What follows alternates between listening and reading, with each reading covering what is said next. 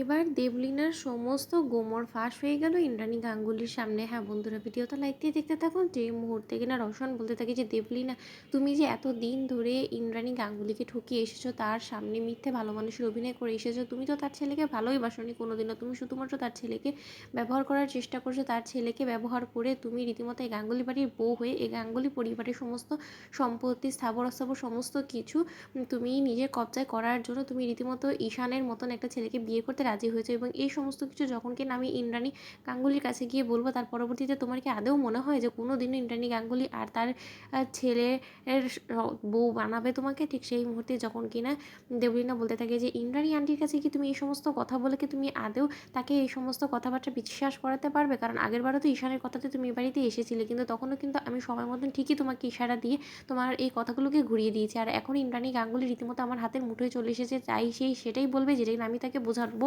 এবং সে সেটাই বিশ্বাস করবে।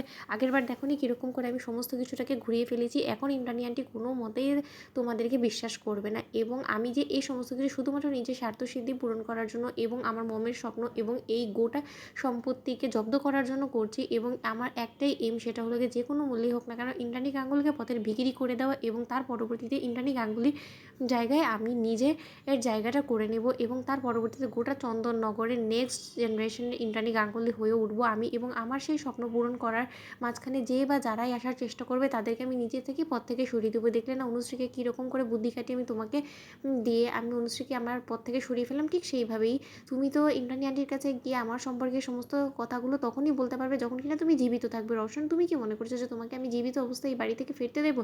কোনোভাবেই না, কক্ষণই না। কারণ তোমাকে কোনো মতে আমি আর জীবিতই রাখবো না। কারণ তুমি জীবিত থাকলে তো রীতিমতো আমার সবসময় একটা ভয়ে এবং আতঙ্কে থাকতে হবে, এবং তুমি কখন আমাকে ব্ল্যাকমেল করবে, সেই সমস্ত ব্ল্যাকমেল, এই সমস্ত টর্চার সহ্য করতে আমার না আর জাস্ট ভালো লাগছে না। তাই আমি চিরকালের জন্য এই ঝামেলাকে আমি সরিয়ে দিতে চাই। এবং এর জন্য I am sorry to say Roshan, আমি তোমাকে ব্যবহার করেছি আমার প্রয়োজনে, এবং এবার আমার প্রয়োজন ফুরিয়ে এসেছে এবং তোমাকে আর আমার জীবনে কোনো রকম কোনো প্রয়োজন বলে আছে তো অন্তত আমার মনে হয় না। তার জন্যই আজকে তোমাকে আমি নিজ হাতে এখান থেকে পৃথিবী থেকে সরিয়ে দেওয়ার জন্য এবং এই কষ্ট যন্ত্রণা থেকে মুক্তি দেওয়ার জন্য আমি তোমাকে আজকে গুলি করে মেরে তোমার বুকটা ঝাঁঝরা করে দেবো।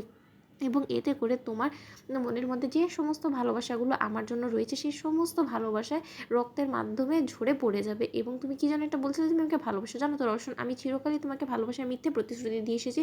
কারণ আমার মনের মধ্যে শুধু একটা জিনিস কাজ করছিল, সেটা হলো গিয়ে লোভ, এবং সেই লোভ জিনিসটাই আমি আর সামলে রাখতে পারিনি।